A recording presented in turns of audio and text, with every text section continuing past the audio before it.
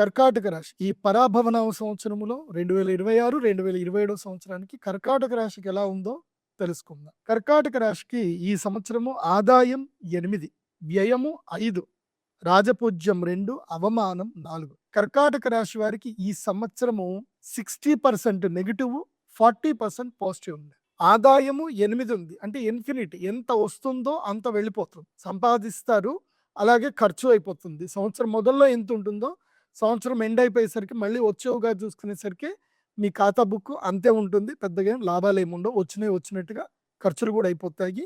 ముఖ్యంగా ఈ సంవత్సరము కర్కాటక రాశి వారు శుభకార్యాలు చేయండి. వివాహాలు చేసుకునే ప్రయత్నం చేసుకోండి. శుభకార్యాలు చేయండి. భోగాలు అనుభవించండి. చక్కగా దేశ సంచారం చేయండి. రీసెర్చ్లు ఎక్కువగా చేయండి. కానీ పెట్టుబడులు పెట్టండి.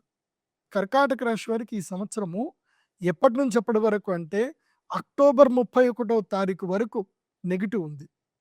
అక్కడి దాకా మొత్తం వ్యయమే, ఖర్చులే అవుతాయి. అక్టోబర్ 31వ తారీఖు వరకు వ్యయం అవుతుంది. అట్లాగే అవమానాలు కూడా ఎక్కువగా ఉంటాయి. మీరు ఏ పని చేస్తున్నా మీకు అవమానాలు ఎక్కువగా ఉంటాయి. ముఖ్యంగా పుష్యమి నక్షత్ర జాతకులు ఏంటంటే మీరు ఎవరి మాటలు వినకండి. ఈ పుష్యమి నక్షత్ర జాతకులు ఏంటంటే గాలికోయేటువంటి వాటిని మీరు తగిలించుకుంటారు. ఏమీ చేయకండి, ప్రశాంతంగా ఉండండి. తిన్నామా, పడుకున్నామా, తెల్లారిద్దా. నీ గురించి నువ్వు ఆలోచించు. ఎంత సంతోషంగా ఉండాలో, ఏ పని చేస్తే నువ్వు హ్యాపీగా ఉంటావు. టూర్ వెళ్తావా వెళ్ళు, చదువుకుంటావా చదువుకో, ఏమైనా ఇష్టమైంది తింటావా తిను. కానీ ఇతరుల జోలికి వెళ్ళకు. ఇతరులతో ఏ పంచాయతీని పెట్టుకోకండి. వాళ్ళతో కలిసి ఏదో చేద్దామని మాత్రం అనుకోకండి. మీకు రెండో వ్యక్తి వల్ల ఇబ్బంది కలుగుతుంది. అది ఎవరైనా సరే రెండో వ్యక్తి ప్రమేయం లేకుండా సింగిల్ జర్నీ చేయండి. ఈ సంవత్సరం అంతా సింగిల్ జర్నీ కర్కాటక రాశికి. ఎప్పటి వరకు? అక్టోబర్ 31 వరకు. అక్టోబర్ 31 తర్వాత గురుడు అతిచారుడయ్యి మీ జాతకంలో ఏమవుతున్నాడు అంటే మంచిగా మీకు ద్వితీయ స్థానం లోపలికి సింహరాశి ప్రవేశిస్తున్నాడు. దీనితో అక్టోబర్ నుంచి జనవరి వరకు మీకు మంచి టైం ఉంది. ఆ టైంలో ఏదైనా ఉంటే పెట్టుబడులు పెట్టుకోవడమా, లేకపోతే ఏదైనా కొత్త వ్యాపారం చేయడమా, విదేశాల కంటే ఎవరైనా అమెరికా కానీ ఎక్కడికైనా వెళ్ళి ఉద్యోగాలు చేద్దాం అనుకున్నా, విదేశాలకు వెళ్దాం అనుకున్నా, ఎస్ మీరు నవంబర్, డిసెంబర్, జనవరిలో ప్రయత్నాలు చేస్తే సఫలీకృతులు అవుతారు. ఆ 3 నెలల కాలం మీకు లక్కీయెస్ట్ టైం ఉంటుంది. అక్కడనే మీకు లక్కీ టైం. మళ్ళీ స్టార్ట్ అయిపోతుంది. ఏడుస్తారు, కన్నీళ్ళు పెట్టుకుంటారు, బాధపడతారు. మీరు ఎంతవరకైతే ఇతరుల మీద ఎక్స్పెక్టేషన్స్ పెట్టుకుంటారో అంత మిమ్మల్ని ఇబ్బంది పెడతాం. కాబట్టి కర్కాటక రాశి వారు ఈ సంవత్సరం ఈ 3 సూత్రాలని మీ ఇంట్లో అద్దం మీద రాసుకోండి. రోజు అద్దం చూసుకుంటారు కదా, కాబట్టి అక్కడ రాసుకోండి. Don't expect anything. ఎవరి నుంచి ఏది ఎక్స్పెక్ట్ చేయకండి. Accept the life as it is. Life ఎలా ఉందో దాన్ని అలా యాక్సెప్ట్ చేయండి. ప్రతిరోజు కొత్త విషయాలు నేర్చుకోండి. వేరే వాళ్ళ మీద డిపెండ్ అవ్వకండి. మీకు మీరుగా ఏదైనా సాధించే ప్రయత్నం చేయండి. ఏదైనా నేర్చుకోండి. సంపాదన మీదనే ఎక్కువగా ఫోకస్ చేయండి. కొత్త పెట్టుబడులు పెట్టొద్దు. అండ్ ఎవరైనా ఏదైనా సరే మోసపోయే అవకాశం ఎక్కువ ఉంటుంది. ఎందుకోసమంటే మీకు ఈ జూన్ వరకు ద్వాదశ గురుడు ఉన్నాడు కాబట్టి మోసపోతారు. ఖర్చులైపోతాయి, ఉన్న డబ్బులన్నీ పోతాయి. మిమ్మల్ని శారీరకంగా దోచుకుంటారు, మానసికంగా మిమ్మల్ని ఇబ్బంది పెడతారు, ఆర్థికంగా మీ దగ్గర ఉన్నవన్నీ కూడా దోచుకుంటారు. కాబట్టి ఇతరుల మీద డిపెండ్ అవ్వకండి. అత్యాశకి వెళ్ళకండి కర్కాటక రాశి వారు. వీళ్ళకి ఈ సంవత్సరము చాలా మిశ్రమ ఫలితాలు ఉన్నాయి. ఒక 3 నెలలు మాత్రమే మంచి టైం ఉంది. అది కూడా నవంబర్, డిసెంబర్, జనవరి. అందుకే నేను కర్కాటక రాశి వారికి చెప్పేది ఏంటంటే మీరు ధనత్రయోదశి డేట్ని నోట్ చేసి పెట్టుకోండి. మన శ్రీచక్ర పీఠంలో ధనత్రయోదశి రోజున శ్రీ మహాలక్ష్మి యాగం జరుగుతుంది. మీకు అక్షయ తృతీయ వర్తించదు, ధనత్రయోదశి వర్తిస్తుంది. అక్షయ తృతీయ టైంకి చక్కగా మీరు టూర్ వెళ్ళిరండి. బద్రీనాథ్, కేదార్నాథ్, యమునోత్రి, అట్లా ఏదైనా సరే ద్వాదశ జ్యోతిర్లింగాలు, సోమనాథ్, నార్త్ ఇండియా టూర్ కొట్టరే. కానీ మాత్రం మీకు అక్షయ తృతీయ తర్వాత కొన్ని ఇబ్బందులు మొదలవుతాయి. దైవారాధన చేస్తే ఆ ఇబ్బందులు రావు. మీకు ఇష్టం, మీరు అటెండ్ అవుతారంటే అక్షయ తృతీయ అటెండ్ అవ్వండి. కానీ నేను ప్రిఫరబుల్లీ లక్ టైం ఎప్పుడైతే ఉంటుందో ఆ టైంలో దైవంని మనము వశం చేసుకోవాలి. మీకు ధనత్రయోదశి లక్ టైం అంటే దీపావళి ముందు వచ్చేటువంటి ధనత్రయోదశి రోజున శ్రీ మహాలక్ష్మి యాగం చేసుకోండి. అక్కడి నుంచి 3 నెలల్లో మీరు ఏం చేసినా పట్టిందల్లా బంగారం. అది బాగా గుర్తుపెట్టుకోండి. కాబట్టి కర్కాటక రాశి వారు ఈ సంవత్సరం ఏంటంటే శుభకార్యాలు ఏవైనా ఉంటే చేసుకోండి. శుభకార్యాల నిమిత్తం ఎంతైనా ఖర్చులు పెట్టండి. అవి మీకు లాభదాయకంగా ఉంటుంది.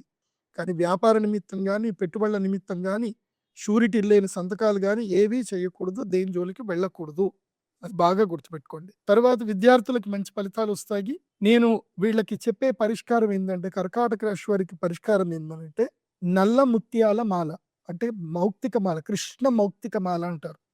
ఇది వేసుకోవాలి. ఎందుకోసమంటే, ఈ సంవత్సరం మీరు విపరీతంగా చంచలంగా ఉంటారు. విపరీతమైనటువంటి అలజడి ఉంటుంది గాబట్టి, కృష్ణ మౌక్తిక మాల. ఇది నల్ల ముత్యాలు. ముత్యాలు తెల్లవి వేసుకోవద్దు. నల్లవి వేసుకోవాలి.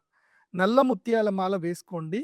ముఖ్యంగా దుర్గాదేవి ఆరాధన ఎక్కువగా చేయండి. ఈ సంవత్సరం వీలవుతే గనక దుర్గాదేవి అమ్మవారి యొక్క దీక్షలు తీసుకోండి. భవానీ దీక్షలు స్వీకరించండి. దేవీ నవరాత్రుల్లో తప్పకుండా అమ్మవారి యొక్క దీక్ష స్వీకరించండి. దేవీ నవరాత్రులు మీకు ఈ దురదృష్టాన్ని మొత్తం దూరం చేస్తాయి.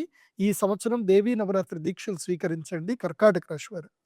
అది కాకుండా ఈ సంవత్సరం మీరు దర్శించవలసిన పుణ్యక్షేత్రం, మీరు ఆరోగ్యంగా ఉన్నారు అంటే వైష్ణోదేవి మాత, జమ్మూ కాశ్మీర్లో వైష్ణోదేవి అమ్మవారిని దర్శనం చేసుకోండి ఆరోగ్యంగా ఉంటే.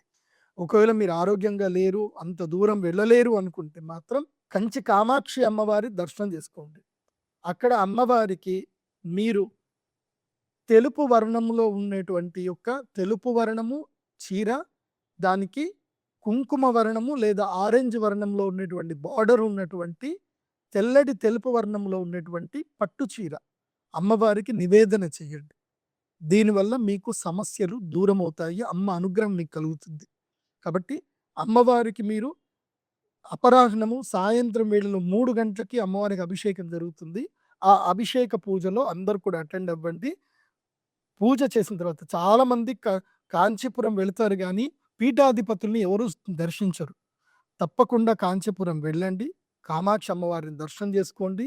అలాగే ఏకాంబరాత స్వామి దర్శనం చేసుకోండి. శివ కంచికి వెళ్ళండి, విష్ణు కంచికి వెళ్ళండి. అలాగే అక్కడ కంచి పీఠాధిపతులు, పరమ పూజ్యులు, గురువులు వారిని కూడా దర్శనం చేసుకోండి. అక్కడ శ్రీ చంద్రశేఖరేంద్ర సరస్వతి స్వామివారి యొక్క పూజ జరుగుతుంది. ఆ చంద్రమౌళీశ్వర స్వామి వారి పూజ చూడండి. చక్కగా దర్శనం చేసుకోండి. 3 రోజుల టూర్ పెట్టుకోండి. అన్ని సమస్యలు దూరం అవుతాయి. కర్కాటక రాశి వారికి బాగుంటుంది. చదువుకునే పిల్లలకు వస్త్రదానం చేయండి. ఎవరైనా పేద పిల్లలు చదువుకుంటారు కదా, వాళ్ళ స్కూల్ యూనిఫామ్లో వాళ్ళకి ఏదైనా సరే వస్త్రదానం, పుస్తక దానం చేయండి. దీనివల్ల భాగ్యములో భాగ్య నష్టం చేసేటువంటి శనిగ్రహ ప్రభావం ఉండదు. అదేవిధంగా అష్టమ స్థానంలో రాహు ఉన్నాడు. రాహు అష్టమ స్థానం ఉంటే ఆరోగ్య భంగం చేస్తాడు. కాబట్టి శివారాధన చేయండి. కృష్ణ ఏదైతే కనుక స్ఫటికలింగం ఉంటుందో ఆ స్ఫటికలింగానికి ప్రతిరోజు పూజ చేసుకోండి. అంతా బాగుంటుంది. సర్వే జన సుఖినో భవంతు. శ్రీమాత్రే నమః.